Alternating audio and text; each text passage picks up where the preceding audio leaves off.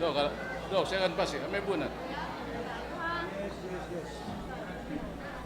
Mag 2 minutes lang kuya kasi may mga nakapila pa. Magsabi naman. Mga minamahal kong kababayan, ako po si Yusuf Obama Mando, Tubong Basilan. Ako po ay sumali sa halalang ito upang magkaroon ng representative ang masang Pilipino. Ako po ay nandirito upang manawagan sa atin lahat ang pagkakaisa, ang pagkakaisa na siyang mapayapang daan tungo sa tagumpay.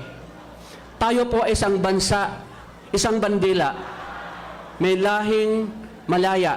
Bawat isang Pilipino ay may pag-asang mangarap at may katuparan ang kanyang pangarap. Ang panawagan namin pagkakaisa upang tudukan ang kaguluhan sa Mindanao. Bilang isang Muslim, nandito po ako upang gampanan ang tungkulin ng isang manggagawang Pilipino upang magsalita tungkol sa kahalagahan ng pagkakaisa. Ang ating suliraning kinakaharap, nandyan ang talamak na korupsyon, ang katiwalian sa ating gobyerno, ang boses ng manggagawang Pilipino. Tayo po lahat ay dapat magkaisa. Mabigyan natin ang halaga ang mga kababayan nating lumad, Muslim man o Kristiyano o lumad, kung saan man tayo sulok ng mundo, tayo po ay isang lahi.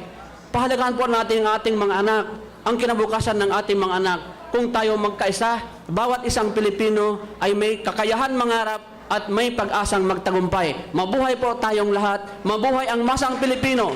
Ang mga OFW, ang mga guro, ang mga batang hindi nakapag-aral, sila po ang dapat natin bigyan ng pansin para tayo magtagumpay bilang isang bansa, may isang bandila. Ito po ang ating lahi. Ito po ang boses ng masang Pilipino. Maraming salamat po. Mabuhay po!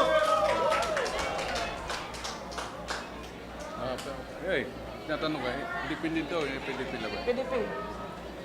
PDP Laban. Ito po ang partidong palaban.